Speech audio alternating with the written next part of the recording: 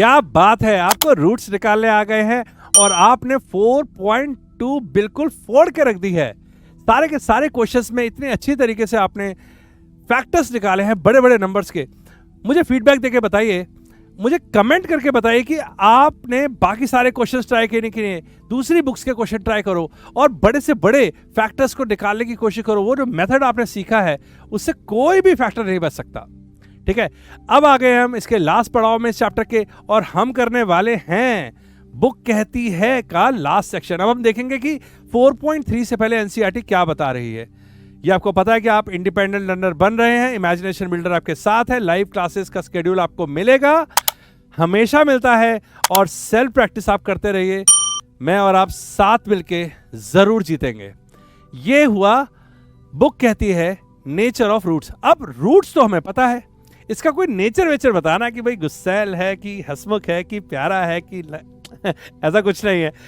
Nature of roots के बारे में जानने से पहले मैंने बहुत कोशिश की कि मैं नेचर ऑफ रूट तक फीलिंग ला पाऊं अपनी, लेकिन पहले ही मैं धराशायी हो गया। एज अ स्टूडेंट मैं धराशायी हो गया। The equation x square plus bx plus c is equal to 0 given by x equal to minus b plus minus b square minus 4ac under root upon 2a। बाप रे बाप, ये formula देखा how और मेरा दिमाग हो गया चक्कर घिन्नी की तरह गायब। आप में से फिर कुछ कह रहे होंगे कि हाँ सर ये क्वाड्रेटिक फॉर्मूला है, minus B plus minus under root B square minus 4ac upon 2a। अरे यार मैं एक मामूली बच्चा हूं, मुझे कोई शर्म नहीं है। ये फॉर्मूले की एक्सप्लेनेशन पहले देते थे एनसीईआरटी में, अब नहीं दी है। टीचर्स जो इसको ऐसे ही बोल देते हैं कि भाई ये याद कर लो, आई डोंट थिंक सो। मैं उनके साथ बिल्कुल भी नहीं, मैं उनको सपोर्ट नहीं कर सकता। ये कैसे आया, क्या आया, इसको रट के कितने, अरे कभी भी भूल सकते हो यार। Minus B plus minus under root B square minus 4ac का बी स्क्वायर प्लस 4ac हो गया, खत्म। तो कुछ आइडिया तो होना चाहिए कहां से आया, कैसे आया, कहां से उत्पन्न हुआ, हवा से आया क्या? ठीक है, और बी स्क्वायर माइनस 4ac को हम डी बोलते हैं, डिस्क्रिमिनेंट। फिर हम उसको बताएंगे कि वो ग्रेटर देन 0 हुआ तो ये होगा। अरे वो सब जानने से पहले इस फॉर्मूले के बारे में कुछ पता होना चाहिए। तो आप क्या कहते हैं, हमें अपने लाइफ के 10 मिनट इन्वेस्ट कर देने चाहिए इस फॉर्मूले के समझने में? अरे कर देते हैं ना, जिंदगी भर काम आएगा। इस फॉर्मूले के बारे में पता तो होना चाहिए कि भाई कहां से आया। अगर ओरिजिन पता होता है ना तो सबसे अच्छी बात है कि कोई हमें डेरिवेशन थोड़ी ना दे रहा है, कोई हमें बोल थोड़ी ना रहा है कि इसकी डेरिवेशन या एक्सप्लेनेशन लिखो कि ये कहां से आया। लेकिन अगर पता होता है तो याद देर तक रहता है, राइट? तो जरा देखते हैं कि ये फॉर्मूला कहां से आया। आइए एक फ्रेश पेज ले लेते हैं। ओके, तो ये देखिए, ये है ax square plus bx plus c is equal to 0। अब एक मेथड हुआ करता था जिसका नाम था कंप्लीटिंग द स्क्वायर्स। तो हम रूट निकाल रहे थे, अभी तक हमने फैक्टराइजेशन से रूट निकाले हैं। एक मेथड था कंप्लीटिंग द स्क्वायर्स और ये तीसरा मेथड था। तो कंप्लीटिंग द स्क्वायर से ये फॉर्मूला डेवलप हो सकता है। कंप्लीटिंग द स्क्वायर क्या होता है भाई? मुझे बहुत पहले मैंने किसी से पूछा था, जब मैं बच्चा था, वो सर मुझे नहीं समझा पाए। वो बार बार रट्टू तोते की तरह वो यही बोलते रहे कि ऐसा करो, ऐसा करो, ऐसा करो, ऐसा करो, ऐसा करो, ऐसा करो, ऐसा करो, ऐसा करो। मेरे दिमाग में हमेशा क्वेश्चन आता था, क्यों क्यों क्यों क्यों क्यों? आपके भी आता है ना? तो मैं आपको वैसे नहीं कराऊंगा, मैं आपको वैसे कराऊंगा जैसे मैंने सीखा आपके लिए। ठीक है, तो x square plus b x plus c equal to 0 और मुझे करना है कंप्लीटिंग द स्क्वायर। तो स्क्वायर मतलब a plus b whole square या a minus b whole square कहीं ना कहीं से बनने वाला है। एक्स स्क्वायर तो मुझे साफ नजर आ रहा है, लेकिन उसके साथ चिपका हुआ है a, तो क्यों ना इस a को कहीं से उड़ा दिया जाए। तो सबसे पहले मैं क्या करूंगा, डिवाइड बाय a कर देता हूं और ये बन जाएगा x square plus b x by a plus c by a equal 0। हाँ, अब थोड़ा चैन पड़ा, x अलग से नजर आ रहा है। अब मुझे पता चल रहा है कि a स्क्वायर तो मुझे नजर आ रहा है, वो था ना a plus b whole square का फॉर्मूला।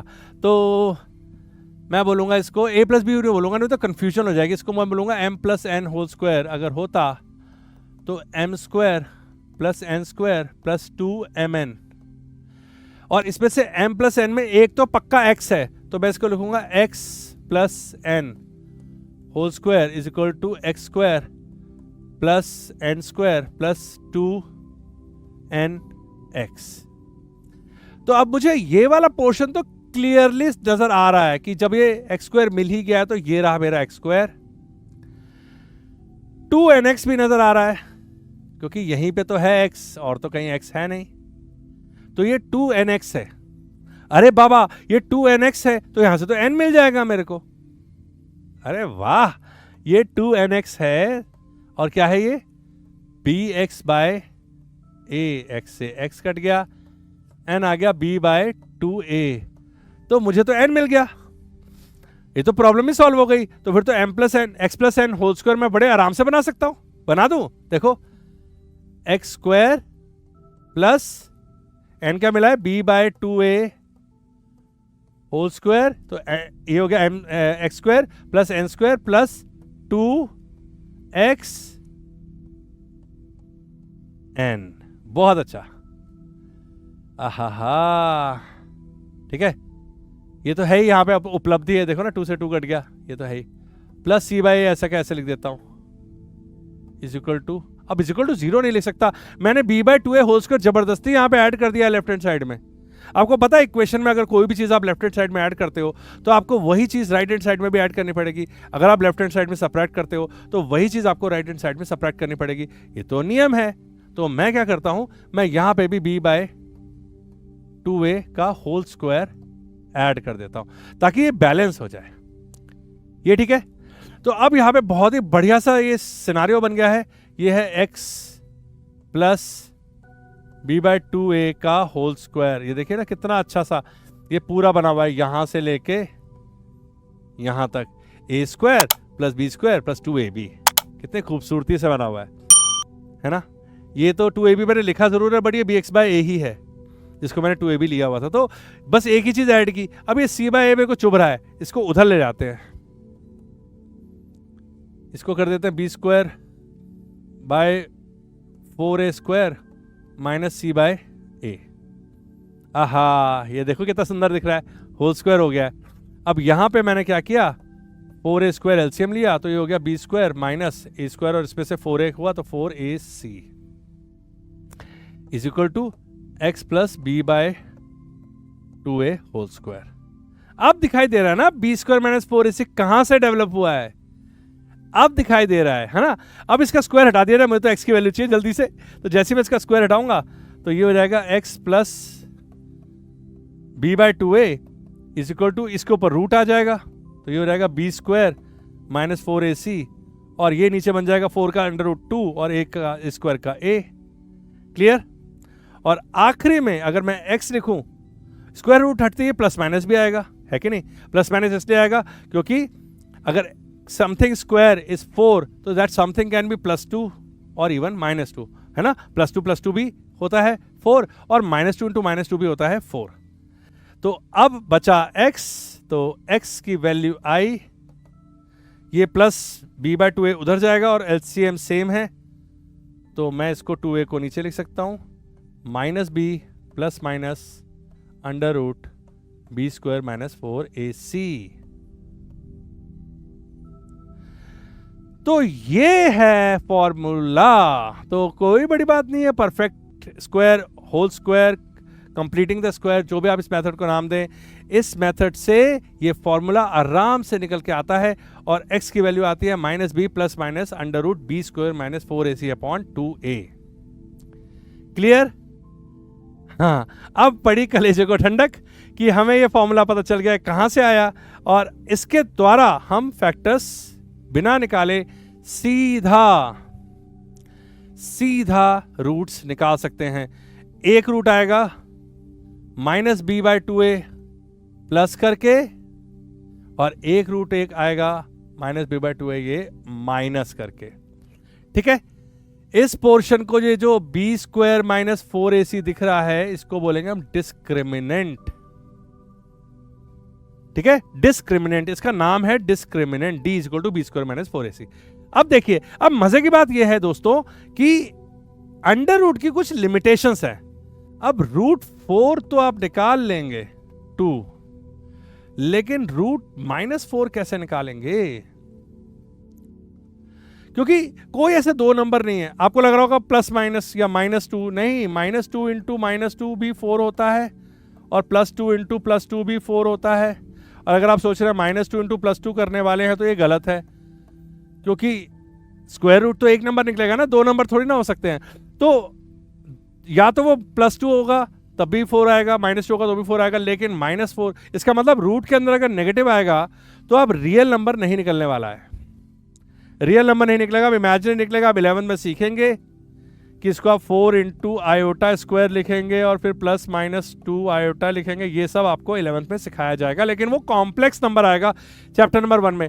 अभी फिलहाल रियल नंबर नहीं आने वाला है, ये आपके लिए जानना काफी है। और एक तीसरी चीज की रूट ऑफ 0 इज 0। तो जब रूट आया तो ये 3 अलग अलग कंडीशंस आ गई। तो यहां पे देखिए, अगर b² - 4ac 0 से छोटा हो गया, ये नंबर 0 से छोटा हो गया अगर, तो आंसर आ जाएगा नो रियल रूट्स। तो आपको पता है वाई नो रियल रूट्स, क्योंकि नेगेटिव रूट का नेगेटिव रूट में नेगेटिव आ जाए तो हम उसको नहीं सॉल्व कर सकते, तो वो नो रियल रूट्स हो जाएगा, राइट। अगर ये 0 हो जाए तो -b/2a ±0/2a करने से क्या फर्क पड़ने वाला है? कोई फर्क नहीं पड़ने वाला। अब तुम प्लस करो 0 या माइनस करो 0, आंसर तो -b/2a ही रहेगा। इसका मतलब रूट की वैल्यू सीधे सीधा आ गई -b/2a। तो इसका मतलब 2 इक्वल रूट्स आने वाले हैं, दोनों रूट होंगे -b/2a। तो अब अगर अंडर रूट के अंदर 0 आ गया तो ये पूरा पोर्शन ही यूजलेस हो गया ना, है ना, ये पोर्शन यूजलेस हो गया, इसकी वैल्यू 0 आ गई। तो -b/2a यहां से भी आ जाएगा और -b/2a यहां से भी आ जाएगा, क्योंकि ये पोर्शन तो 0 हो गया। हाँ, अगर ये पोर्शन पॉजिटिव हो जाए तो प्लस करने में अलग वैल्यू आएगी और माइनस करने में अलग वैल्यू आएगी, तो दो डिस्टिंक्ट रियल रूट्स आएंगे। तो इसे कहते हैं नेचर ऑफ रूट्स। मतलब आपने पहले एक फॉर्मूला बनाया x = -b ± √b² - 4ac/2a, और फिर देखा कि रूट की वजह से अगर रूट पॉजिटिव आए तो 2 डिस्टिंक्ट रियल रूट्स आते हैं, अगर वो 0 हो जाए तो ऑब्वियसली दोनों इक्वल हो जाते हैं, और अगर वो 0 से छोटा हो जाए तो फिर आते ही नहीं है रियल रूट्स, हम सीधा बोलते हैं नो रियल रूट्स और क्वेश्चन को वहीं रोक देते हैं 10th ग्रेड में। क्लियर? मुझे बड़ी खुशी हुई आपको नेचर ऑफ रूट पढ़ा के। आगे बढ़ते हैं। Find the discriminant of the quadratic equation 2x² - 4x + 3 = 0 and hence find the nature of the roots. तो डिस्क्रिमिनेंट निकालना है। डिस्क्रिमिनेंट क्या होता है? डिस्क्रिमिनेंट होता है b² - 4ac, हमने अभी अभी सीखा है। और आपको पता होना चाहिए कि ax² + bx + c में ये रहा आपका b, ये रहा a, ये रहा c, तो आपको वैल्यू डालनी है बस। तो ये देखिए यहाँ पे -4 है, -4² -4, a कितना है 2, c कितना है 3, तो 4 2 8, 8 3 24, तो 16 - 24, ओ माय गॉड, -8, नेगेटिव आ गया भाई, नेगेटिव आ गया है, डिस्क्रिमिनेंट नेगेटिव आ गया। तो ऑब्वियस सी बात है, हमको पता है कि जब नेगेटिव आ जाता है तो भाई नहीं निकाल सकते आप रूट के अंदर नेगेटिव वैल्यू, रियल वैल्यू नहीं आएगी, तो आंसर तो होना ही था नो रियल रूट्स। सिंपल सी बात है, हो गया। उसके बाद ये क्वेश्चन दे दिया एग्जाम्पल 8, जिसमें ये 2 गेट हैं पार्क के, 13 मीटर का गैप है, डायमीटर है 13 मीटर का। एक पोल यहाँ पे खड़ा करना है, पोल ऐसे सीधा बाहर खड़ा करना है, मुझे ऐसा लगा ऐसे पोल ऐसे खड़ा करना है कि ऐसे खड़ा करना है, पोल इरेक्ट करना है। तो ये ऊपर से हेलीकॉप्टर से देखा गया है ये पार्क का व्यू, तो ये पोल ऐसे खड़ा है बाहर की तरफ, ठीक है। बट पोल खड़े करने की पोजीशन P है, जहां पे पोल गाड़ा हुआ है जमीन से वो पोजीशन P है। और क्वेश्चन में लिखा है कि 7 मीटर का गैप होना चाहिए, मतलब अगर ये x है तो ये x + 7 होना चाहिए, या फिर ये x - 7 भी हो सकता है। तो ये बात भी यहाँ ठीक से क्लियर की भी है, नहीं भी की, AP - BP और BP - AP, therefore AP = x + 7 लिख दिया। तो मतलब अगर ये x है तो ये x + 7 है, गैप तो हो ही गया ना 7 का। तो मैंने भी सोचा, मैंने कहा क्यों ये x - 7 क्यों नहीं हो सकता, तब भी तो गैप 7 का होगा। कोई फर्क नहीं पड़ता, दोनों से आंसर सेम आ रहा है। तो ठीक है, ये x + 7 है, ये x है और ये 13 है, तो पाइथागोरस लगेगी, यहाँ पे पाइथागोरस लगेगी, पाइथागोरस लगेगी। और यहाँ पे बड़ा बड़ा लिखा था वाई वाई। आपको कैसे पता चला कि 90 डिग्री का ट्रायंगल है? अरे क्या खतरनाक बुक है यार, बिल्कुल एक जगह पे जाके एकदम कॉन्सेप्ट के जाके रोक देती है कि हेलो मिस्टर, देख तो लो कैसे जबरदस्ती यहाँ पे 90 डिग्री बना के बताए जा रहे हो। लग रहा है 90, इसका मतलब थोड़ी कि 90 होगा। तो भाई उसने बोला ढूंढो। तो मैं आपको बता देता हूं कि बहुत ही सिंपल सी बात है, एक थ्योरम होती है कि सेंटर पे जो एंगल बनता है ऑल्टरनेट सेगमेंट में, उसका हाफ एंगल बनता है। ठीक है, an arc make angle at the centre is twice than the angle made by the same arc in the alternate segment. तो अगर ये सेमी सर्कल हुआ तो इस सेंट्रल एंगल 180 होगा, तो ये एंगल हमेशा इसका आधा दैट इज 90 होगा। So angle in the semi circle is always 90, और इसीलिए ये है डायमीटर, तो ये एक तरीके का सेमी सर्कल हुआ, तो इसको 90 होना ही होगा 100% हर बार। अगर ये P यहां पे भी होता तो भी ये 90 ही होता, ये कहीं पे भी होता इस पूरे आर्क में तो ये 90 होता, ये बल्कि यहां पे भी होता तो भी ये 90 ही होता। तो ये क्लियर बात हो गई कि angle in the semi circle is always 90। मतलब अगर आपको कहीं पे भी सेमी सर्कल नजर आए और इसको कहीं पे भी जोड़ने का मन करे तो ये एंगल हमेशा आपको 90 मिलेगा। तो ये बहुत अच्छा लगा, मैंने इसलिए हमें 2 स्टार भी लगा दिया कि मैंने कहा अरे दोस्त के साथ मिलकर बिल्कुल डिस्कस करेंगे कि देखो कितना मजा आया ये पढ़ने में मुझे कि AP भी 90 होगा, वाई ओके। उसके बाद देखो AP स्क्वायर प्लस P, फिर तो पाइथागोरस लग गई सिंपल, और ये बन गई हमारी इक्वेशन जिसमें से 2 कॉमन लेके ये बन गई हमारी इक्वेशन। अब मुझे बस ये समझ में नहीं आया कि यार मैं यहां से क्यों -b plus minus under root B square minus 4ac/2a से निकाल लूं, बड़ा लंबा था।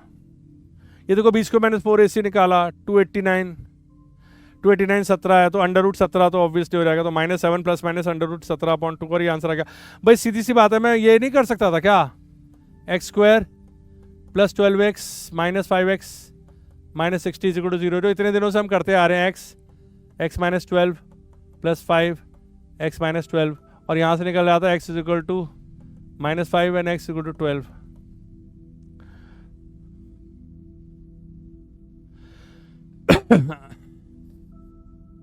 ठीक है, ये प्लस है, सॉरी ये माइनस है, तो ये हो गया प्लस और ये माइनस हो गया, ये +5 आ जाता, तो ये देखो यहाँ पे +5 आया। खैर कोई बात नहीं, डिस्क्रिमिनेंट मेथड से निकालना था तो डिस्क्रिमिनेंट मेथड से निकाल दिया। तो पहले d निकाला b स्क्वायर माइनस 4ac, फिर फॉर्मूले में डाल दिया। फॉर्मूला क्या था, -b plus minus under root d/2a, और आंसर वही आ गया। तो इससे ये भी टेस्टिंग होगी कि हम जो फैक्टराइजेशन से निकाल रहे थे और जो डिस्क्रिमिनेंट मेथड से सेम आंसर आता है, कोई डिफिकल्टी नहीं है। अगला question, find the discriminant of the equation. अब इसमें डिस्क्रिमिनेंट निकाला था 3x square minus 2x plus 1/3, तो कुछ भी नहीं था, ये तो b स्क्वायर माइनस 4ac था, b दिख रहा था -2, ये 3 था, ये 1/3 था, ये डाला तो आंसर 0 आ गया। आंसर 0 आ गया तो obviously -b/2a plus minus under root d/2a था, ये पोर्शन तो 0 हो गया, तो ये रूट्स हो गए -b/2a -b/2a, तो दोनों रूट्स ही -b/2a, प्लस के साथ भी 0 माइनस के साथ भी 0, तो आंसर 1/3 और 1/3 आ गया। कुछ करने नहीं था, -b/2a, -b मतलब b की वैल्यू -2 थी, तो -b/a कितना है 2 × 3, तो ये हो गया 2/6 दैट इज 1/3, और दूसरा भी आ गया 1/3। तो ये थी कहानी नेचर ऑफ रूट्स की, कुछ था ही नहीं, और जो था वो हम लोगों ने डिस्कस कर लिया। मुझे लगा बहुत मजा आ रहा होगा आपको, कि आपको पूरा फुल कॉन्फिडेंस आ गया कि -b plus minus under root d/2a ये कैसे आया, ये आपने देखा। d जब पॉजिटिव होता है तो 2 अलग अलग वैल्यूज आती है, रियल रूट्स आते हैं, 2 डिस्टिंक्ट रियल रूट्स आते हैं। जब वो 0 हो जाता है तो 2 इक्वल रियल रूट्स आते हैं, दोनों में रियल आते हैं। तो अगर कहीं क्वेश्चन आ जाए कि रियल रूट्स आने वाला है, इसका मतलब लेस देन 0 तो नहीं है, क्योंकि लेस देन 0 के केस में नो रियल रूट होता है, बाकी केस में रियल रूट होता है। ठीक है, मिलते रहिए इसी तरीके से और पढ़ते रहिए सेल्फ स्टडी। मैं इतना खुश हूं, मैं आपको क्या बताऊं कि आप खुद पढ़ रहे हैं, मैं और आप मिलके पढ़ रहे हैं किताब को, और हमें किसी की जरूरत नहीं है, हम इंडिपेंडेंट हैं, राइट। मिलते हैं 4.3 एक्सरसाइज के साथ फटाफट से, बाय बाय। 4.3 लास्ट एक्सरसाइज आ गई है क्वाड्रेटिक इक्वेशंस की। मुबारक हो मेरे दोस्तों, मुबारक हो, क्या बात है, हम लोगों की जोड़ी तो बड़ी सही चल रही है, 4.3 तक पहुंच गए, मस्त। आखिरी एक्सरसाइज है, जल्दी से कर लेते हैं। आपने देख लिया है बुक क्या कहती है में कि नेचर ऑफ रूट्स के बारे में एनसीईआरटी क्या बता रही है ना। वो डिस्क्रिमिनेंट के बारे में बता रही है। डिस्क्रिमिनेंट, अगर डिस्क्रिमिनेंट क्योंकि वो अंडर रूट के अंदर आता है, तो अगर वो पॉजिटिव हुआ तो दो डिस्टिंक्ट रूट्स आएंगे, रियल आएंगे और डिस्टिंक्ट आएंगे। अगर जीरो हो गया तो ऑब्वियस ये बात है दोनों सेम हो जाएंगे रूट्स, और अगर वो लेस देन जीरो हो गया तो नो रियल रूट्स हो जाएगा। ये सारी बातें हम लोगों ने अभी अभी पढ़ी हैं साथ में मिलके। बताइए ना, आपने अपने आप किया कि नहीं किया? आपने एनसीईआरटी खोल के उस चीज को पूरे डिटेल में पढ़ा कि नहीं पढ़ा?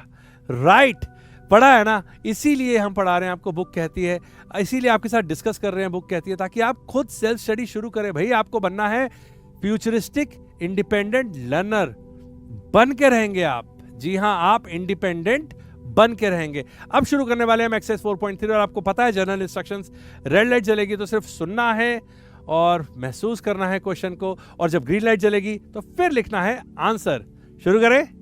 शुरू करते हैं आखिरी एक्सरसाइज क्वाड्रेटिक इक्वेशन की 4.3। पहला question, find the nature of the roots of the following quadratic equations if the real root exist find them।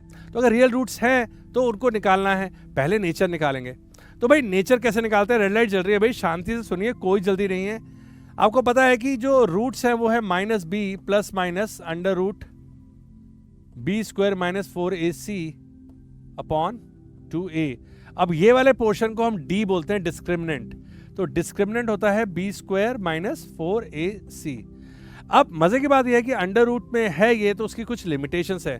आपको पता होना चाहिए कि अगर रूट 4 हुआ तो आंसर 2 आ जाएगा, अगर रूट 0 हुआ तो आंसर 0 आ जाएगा, और अगर रूट -4 हुआ तो नो रियल आएगा। मतलब कोई रियल आंसर इसका नहीं आ सकता, रियल नंबर नहीं आ सकता, इमेजिनरी नंबर आएगा। अब ये डिस्क्रिमिनेंट जो कि रूट के अंदर है, तो अगर तो ये ऐसी सिचुएशन हो गई, मतलब d इज ग्रेटर देन 0 हुआ, तो माइनस बी, सॉरी यहाँ पे मैंने माइनस नहीं लगाया, minus B plus minus under root B square minus 4ac upon 2a में प्लस करूंगा तो अलग वैल्यू आएगी, और माइनस करूंगा तो अलग वैल्यू आएगी। वैल्यू तो पक्का आएगी, मतलब रियल और डिस्टिंक्ट होंगे। अगर ये 0 हो जाए तो प्लस करूंगा 0 तो भी कोई फर्क नहीं पड़ेगा, माइनस करूंगा 0 तो भी कोई फर्क नहीं पड़ेगा। दोनों बार answer minus b by 2a ही आएगा, इसकी तो कोई वैल्यू ही नहीं रह जाएगी। इसका मतलब रियल तो होगा बट इक्वल रूट्स होंगे।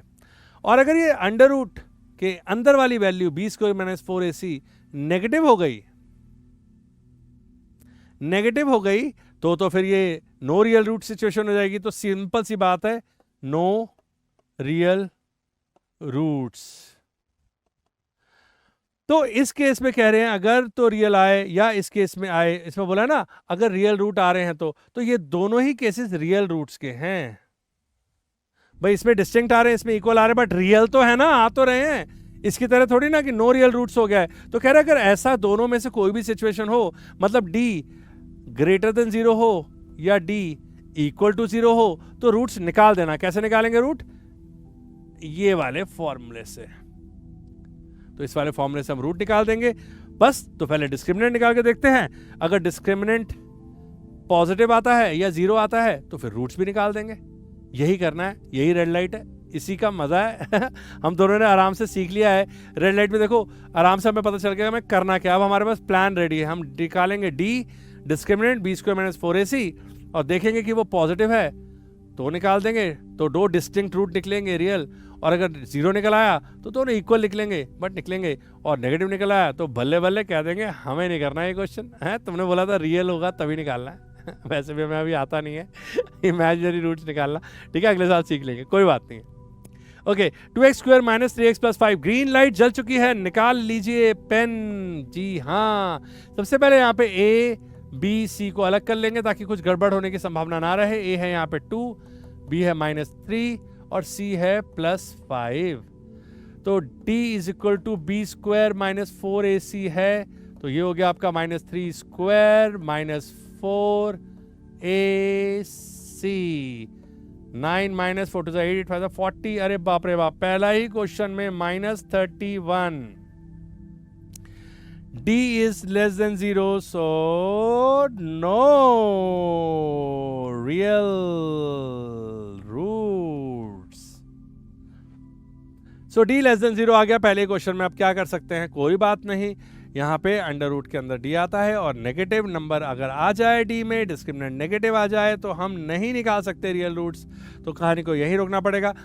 इसको बोलेंगे नो रियल रूट्स। तो कभी भी आपके अंदर अगर डी नेगेटिव आ जाए किसी क्वेश्चन में तो आप वहीं पे रोक दीजिए और बोल दीजिए नो रियल रूट्स। अच्छा, नो रियल रूट्स से और भी एक बात पता चलती है, बस ये नो रियल रूट्स बोल के पीछा नहीं छूट रहा है। कई बार ऐसे क्वेश्चन आएंगे आपको जहां पे क्वेश्चन में पूछा रहेगा कि क्या ये सिचुएशन पॉसिबल है। क्या मतलब है पॉसिबल है?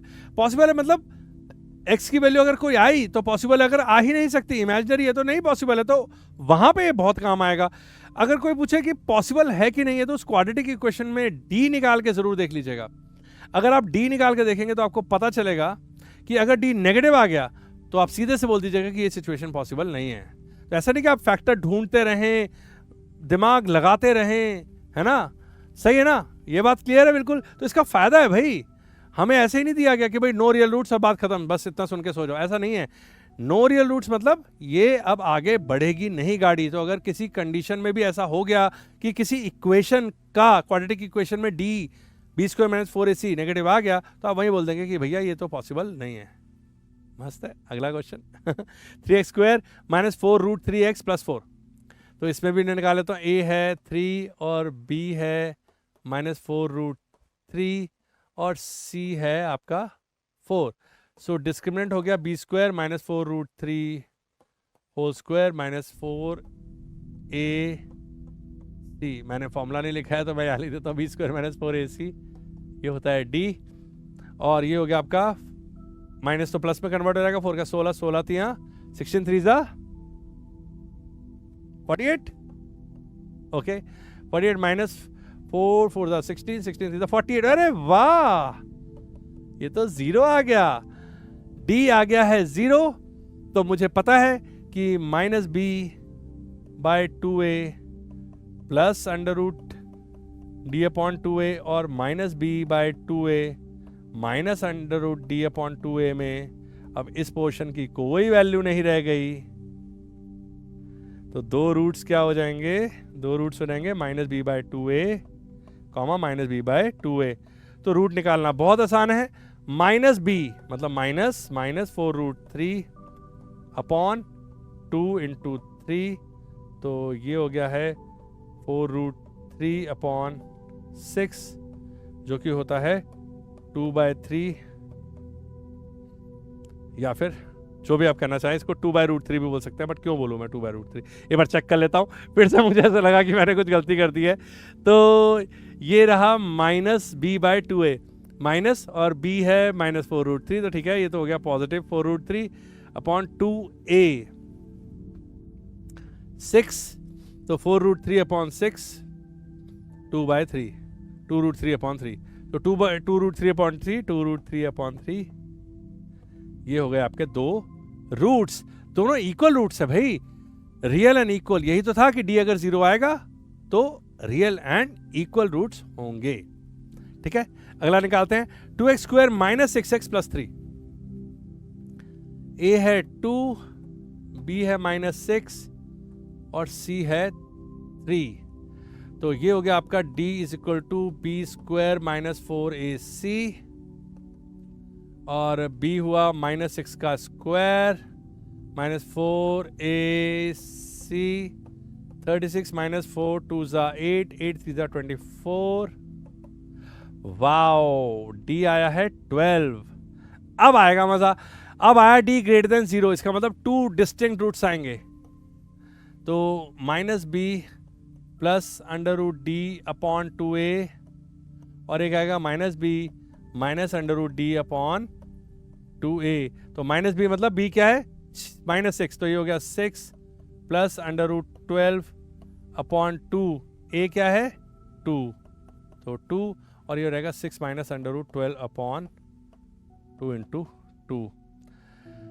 हाँ, 12 को क्या लिख सकते हो? 2 स्क्वायर इंटू 3, 4 3 होता है ना, तो 2√3, तो 6 plus 2√3 upon 4 and 6 minus 2√3 upon 4। ऊपर से 2 कॉमन ले सकते हैं हम, 2 कॉमन एंड हो गया 3 प्लस √3 अपॉन 4 एंड ये हो गया 2 कॉमन लेके 3 माइनस √3 अपॉन 4 और ये 2 नीचे और ये 2 नीचे आ गया। 3 प्लस √3 अपॉन 2, 3 माइनस √3 अपॉन 2, ये आ गए हमारे दो रूट्स, रियल हैं, डिस्टिंक्ट हैं। मजा आ रहा है ना? अलग अलग आ गए ना। देखो d बड़ा हो गया 0 से, तो प्लस करने में और माइनस करने में फर्क आ रहा है। ठीक है, चेक कर लेते हैं एक बार। d 12 आ गया, अंडर रूट 12 आया। इसको 12 को आप लिख सकते हो 4 इंटू 3, दैट इज 4 में से 2 बाहर आ जाएगा, तो 2 रूट 3, और 6 प्लस 2 रूट 3 में से 2 कॉमन ले सकते हैं, तो 2 कॉमन बाहर आते ही ये 3 हो गया और ये 2 बाहर आ गया, तो 3 प्लस रूट 3 अपॉन 4, और वो 2 ने नीचे वाले 4 को काट के 2 कर दिया, तो 3 plus root 3 upon 2 and 3 minus root 3 upon 2, ये दो आ गए डिस्टिंक्ट रूट्स। वाह, मजा आ रहा है मुझे। अरे वाह, रेड लाइट जल गई है। Find the value of k for which each of the following quadratic equations so that they have two equal roots। अच्छा, पहले ही बोल दिया कि 2 इक्वल रूट्स है। कह रहे k की वैल्यू निकालो, ये जो इक्वेशन हमने दी है उसके इक्वल रूट्स हैं, उसके इक्वल रूट्स हैं। इक्वल रूट्स कब होते हैं? जब d 0 होता है। हाँ, इक्वल रूट्स कब होते हैं? जब d 0 होता है। तो d होता है b² माइनस 4ac, और जब d होता है 0 तो दोनों रूट्स होते हैं माइनस b/2a माइनस b/2a, क्योंकि plus minus under root d upon 2a करने का कोई फायदा नहीं होता, d तो 0 हो जाता है। तो find the value of k for each of the following quadratic equation so that they have equal roots. तो इक्वल रूट्स पहले से ही बोला हुआ है, तो मुझे इस केस पे पता है कि d 0 है, d 0 है, और मैं k की वैल्यू निकाल लूंगा। तो बस d को 0 पुट करूंगा और k की वैल्यू निकाल लूंगा। ठीक है, करें? ओके, ग्रीन लाइट जल चुकी है, बड़े आराम से कर लेंगे हम। इसमें क्या है? d is equal to b² minus 4ac, and it is already known that d is equal to 0, so b² minus k square minus 4ac is equal to 0, so k square minus 4 to the 8th, 24 is equal to 0, k square is equal to 24, k is equal to plus minus under root 24, तो 24 क्या होता है? 4 6 4 सा, तो ये हो गया plus minus 2 root 6। तो k की वैल्यू है plus 2 root 6 and minus 2 root 6।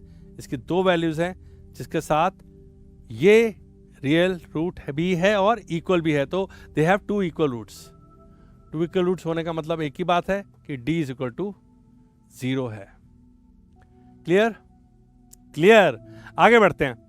आगे है kx x माइनस 2, इसमें भी वही है, d इज इक्वल टू 0 है। तो इसमें थोड़ा सा इसको ओपन कर लेते हैं। kx square minus 2kx plus 6 is equal to 0, तभी तो दिखाई देगा ना a b c क्या है। तो हमें पता है d इज इक्वल टू 0 है, b² minus 4ac is equal to 0 है। इसका b क्या है? देखिए, minus 2k b² minus 4, a क्या है इसका? k, और c क्या है इसका?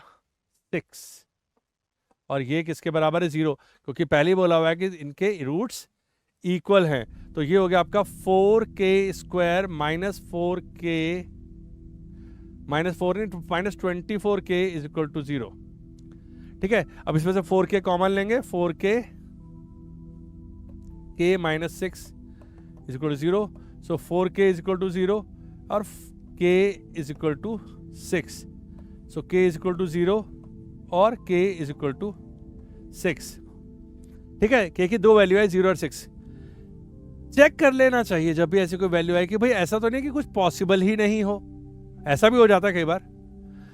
मैं यहाँ पे लिख के निकल गया था, आपको सच बताऊं और फिर बाद में मैंने देखा कि 0 पॉसिबल नहीं है तो पता चला कि 0 पॉसिबल इसलिए नहीं है कि अगर k 0 हो गया तो ये kx स्क्वायर 0 हो जाएगा और ये क्वाड्रेटिक इक्वेशन ही नहीं बचेगी।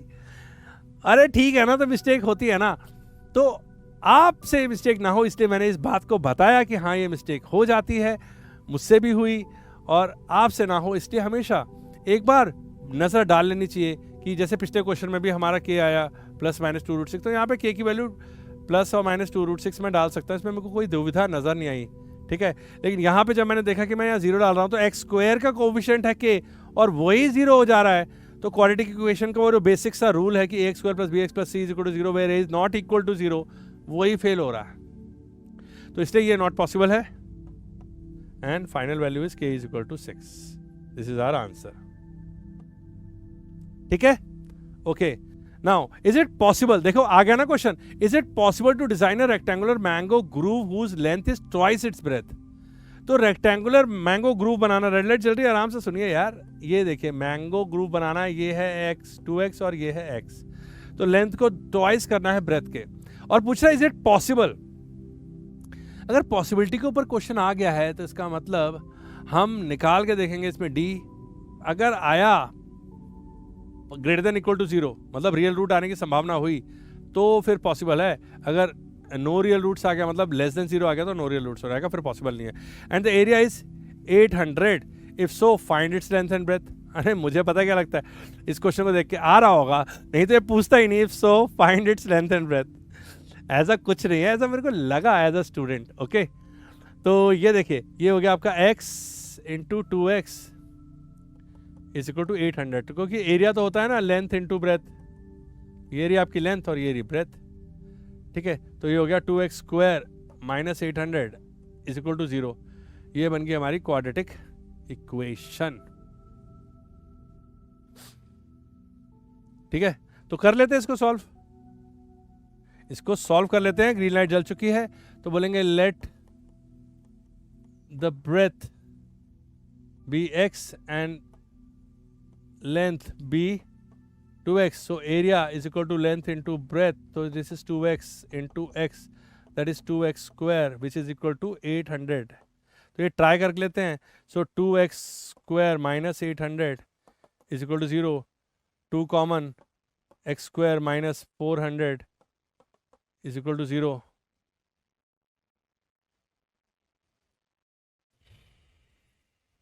इसको सिंपल कर लेते हैं ना, 2x² = 800 कर देते हैं ना, सीधी सी बात है। तो x² - 400 is equal to 0, x² is equal to 400, x is equal to ±√400। तो ये हो गया आपका ±20। तो +-20 में -20 तो हो नहीं सकती, तो +20 होगी। ओके, तो 20 एंड 40 ये कैसे होगा।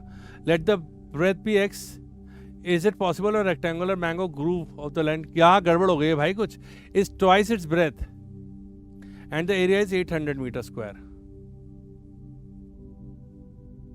तो 2x² is equal to 800 m², twice its breadth, ठीक तो है भाई। 2x² is equal to 800, तो x² is equal to 400, x is equal to 20, x 20 है तो वो 40 है, तो 20 × 40, हाँ आता तो है 800। क्या हो गया है, कोई गड़बड़ नहीं हुई है, एम ही घबरा जाता हूँ मैं कभी कभी। ठीक है, ऐसे होते हैं स्टूडेंट्स भी, कुछ कर रहे हैं एकदम से लगा कि यार गड़बड़ हो गई है, अरे तो क्या हो गया, गड़बड़ हो गई है तो देख लो ना, दुनिया की आखिरी गड़बड़ थोड़ी है ये। ठीक है, वाह। तो यहाँ पे ब्रेथ आ गई है 20, ब्रेथ है 20 और लेंथ है 40 और एरिया आ रहा है 800। तो यहाँ पे जो x की वैल्यू आई है यही है प्लस, तो -20 +20 और -20 में -20 को हम रिजेक्ट करेंगे क्योंकि ब्रेथ नेगेटिव नहीं हो सकती, तो 20 मीटर है इसकी लेंथ और ये बिल्कुल पॉसिबल है। ठीक है, बिल्कुल पॉसिबल है, तो सीधा सीधा निकाला। इसमें मेरे को पॉसिबिलिटी चेक करने का मौका ही नहीं मिला, अगले क्वेश्चन में देखते हैं शायद मिल जाए। Is the following situation possible, if so determine their present edges. तो देख लेते हैं क्या ये पॉसिबल है, रेड लाइट जल रही है, देख लेते हैं। If so determine their present ages, the sum of the ages of two friends is 20 years. तो एक दोस्त x ईयर्स का है तो दूसरा 20 - x ईयर्स का है, ये समझ में आया। 4 ईयर्स एगो, 4 साल पहले ये कितने का था, x - 4 का, और ये कितने का था, 16 - x का, है ना, 4 साल पहले। The product of their edges was 48, तो इसका प्रोडक्ट था 48। अब यहां पे एक क्वाड्रेटिक इक्वेशन बनेगी, पक्का बनेगी, बन रही है भाई, दिख रही है सामने। और इस क्वाड्रेटिक इक्वेशन में हमें निकालना पड़ेगा d, फैक्टर वेक्टर नहीं निकालेंगे, हम इसको सॉल्व करने की कोशिश नहीं करेंगे, क्योंकि पहले लिखा है is the following situation possible. भाई पिछले वाले क्वेश्चन में तो ये था कि क्वाड्रेटिक इक्वेशन बनी, हमने उसको चेक करने की बजाय सीधा ही सॉल्व कर दिया, भाई सामने सामने दिख रहा था, सॉल्व हो गया। अब यहाँ पे क्वाड्रेटिक इक्वेशन बन रही है तो इसे तो हम चेक करके ज़रूर देखेंगे, ठीक है। x - 4 × 60 - x। तो चलो ग्रीन लाइट जला के इसको सॉल्व करते हैं साथ में, ठीक है। तो let the present age of क्या था, 2 फ्रेंड्स है ना, of a friend is x, तो another friend is 20 - x years, ठीक है। 5 year ago, 5 साल पहले, 5 year ago, x - 4 × 16 - x is equal to कितना है, 48। तो इसको खोल के देखते हैं, ये हो गया आपका 16x - x² - 16 4 ज़ा 64 + 4x - 48 इज इक्वल टू 0।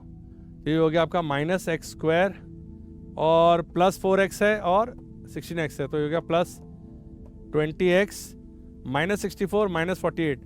तो 60 और 40 तो होता है 100 और ये हो गया 112, 112 इज इक्वल टू 0। तो ये हो गया आपका x² - 20x + 112 is equal to 0। तो अब यहां पे हमें ये देखना है कि इज इट पॉसिबल और नॉट। इज इट पॉसिबल और नॉट कैसे देखा जाता है भाई, d की वैल्यू निकाल के देख लो, अगर नो रियल आ गया मतलब d की वैल्यू अगर लेस देन 0 हो गई तो खत्म, पॉसिबल नहीं है, वरना बिल्कुल पॉसिबल है, ठीक है। तो पूछा है in the following situation possible, if so determine there percentages, okay, अगर होगा तो निकाल लेंगे। तो d हुआ b² - 4ac। अब हम कर रहे हैं कलर चेंज और हो गया -20 b² - 4, a कितना है 1, c कितना है 112, तो ये हो गया आपका 400 - 8 4 4 448, तो -48 भैया, d is less than 0, d आ गया है लेस देन 0। ये सिचुएशन पॉसिबल नहीं है, मतलब ऐसा नहीं हो सकता कि सम ऑफ द 2 फ्रेंड्स, 2 दोस्तों की उम्र का सम 20 ईयर्स हो और 4 साल पहले उनका प्रोडक्ट 48 हो जाएगी, नहीं हो सकता, क्योंकि ये जो इक्वेशन बनी है इसका d जो आया है ये आया है लेस देन 0, तो ये नहीं हो सकता possible. Clear clear, okay. Next question, if it is possible, is it possible to design a rectangular park of perimeter 80 and area 400, if so find its length and breadth. तो भाई perimeter 80 चाहिए और area चाहिए 400। देखते हैं red light जल रही है, क्या करना है यहाँ पे। पेरीमीटर 80 चाहिए तो लेंथ है ब्रेथ है, तो ट्वाइस l + b चाहिए हमको 80, l + b चाहिए हमको 40, ओके। तो l को अगर ले लिया l तो b हो गया 40 - l, ठीक है। l को ले लिया l तो b हो गया 40 - l, तो ठीक है, यहां से तो ये निकल के आ गया रिलेशन। और एरिया चाहिए 400, तो l इंटू कितना है 40 - l इज इक्वल टू 400, तो 40l, मैं तो सॉल्व भी करने लगा, -l² इज इक्वल टू 400, तो l² - 40l + 400 is equal to 0, b² - 4ac, तो 1600 - 4 × 1600, जी हाँ बिल्कुल पॉसिबल है, d 0 आ रहा है, d 0 आ रहा है, इसका मतलब पॉसिबल है। भाई निकालना पड़ेगा इसको, है ना, इक्वल रूट्स आएंगे, निकालना पड़ेगा। आइए निकालते हैं फटाफट, कोई दिक्कत नहीं है, डरते थोड़ी हम लोग, है ना।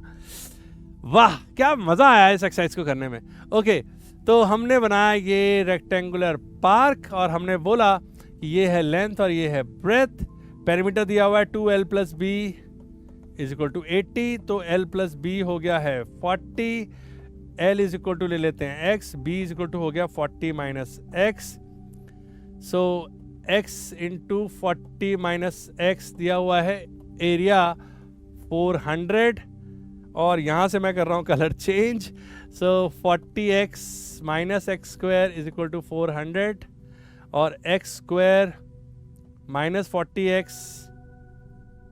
+ 400 इज इक्वल टू 0, डी आया है b square minus 4ac, 1600 minus 1600 is equal to 0। So x की वैल्यू होगी माइनस बी बाई 2a, दोनों बार वही माइनस बी बाई 2a मतलब minus 40 by 2a that is 20। तो x 20 आ गई है और अच्छा L20 तो ब्रेथ भी 40 माइनस 20 दैट इज 20। ये भैया रेक्टेंगुलर नहीं है, ये स्क्वायर है। लेकिन एक बहुत ही मजेदार बात है यहां पे, every square is a rectangle. आप देख लीजिए, every square is a rectangle but every rectangle is not a square. Square बोलता है कि चारों साइड बराबर होनी चाहिए, रेक्टेंगल नहीं बोलता कि चारों साइड बराबर नहीं होनी चाहिए। बहुत ही महीन बात है। हर स्क्वायर सारी प्रॉपर्टी फॉलो करता है जो रेक्टेंगल फॉलो करता है, बट रेक्टेंगल स्क्वायर की प्रॉपर्टी फॉलो नहीं करता। So every rectangle is not a square but every square is a rectangle. तो अगर स्क्वायर आ गया तो उसे भी रेक्टेंगल बोल सकते हैं। अपोजिट साइड इक्वल है, अपोजिट साइड इक्वल है, बिल्कुल इक्वल है। सारी साइड्स इक्वल है वो एक अलग बात है, बट अपोजिट तो इक्वल है ना। सारे एंगल 90 है, बिल्कुल है। डायगोनल बाइसेक्ट ईच अदर करता है। अब बाइसेक्ट के साथ मतलब डायगोनल, हाँ बाइसेक्ट ईच अदर करता है। डायगोनल इक्वल है, कोई प्रॉब्लम नहीं है, रेक्टेंगल में भी इक्वल होता है। सारी प्रॉपर्टी सेम है, बस वो अपोजिट साइड इक्वल की बजाय सारी साइड्स इक्वल है। तो स्क्वायर भी रेक्टेंगल होता है। Every rectangle is a square but every rectangle, क्या बोल दिया मैंने, every square is a rectangle but every rectangle is not a square. तो अगर आपका आंसर स्क्वायर आ रहा है, यहां पे देखिए कितना अच्छा लग रहा है कि ये स्क्वायर है, लेंथ भी 20 और ब्रेथ भी 20 है। Find its length and breadth. क्या बात है, क्या हम लोगों ने पकड़ा है इस बात को कि every square is a rectangle. मजा आ गया दोस्त, कैसा लगा आपको? अच्छा लग रहा है? तो ये हुआ हमारा क्वाड्रेटिक इक्वेशन एनसीईआरटी से पूरी तरीके से समाप्त। अब हम मिलेंगे आपको लाइव क्लास में, जहां पे हम लोग पढ़ेंगे और अच्छे अच्छे क्वेश्चंस क्वाड्रेटिक इक्वेशंस के, शाम को 5:30 से 6:30 से 8 बजे। ठीक है, मंडे टू फ्राइडे मैं पढ़ाऊंगा आपको पीसीएम। जरूर आइए लाइव क्लास में। ये एनसीईआरटी तो हो ही गई, इसके बाद देखते हैं और हम क्या क्या कर सकते हैं। See you there and thank you very much. Okay, bye bye.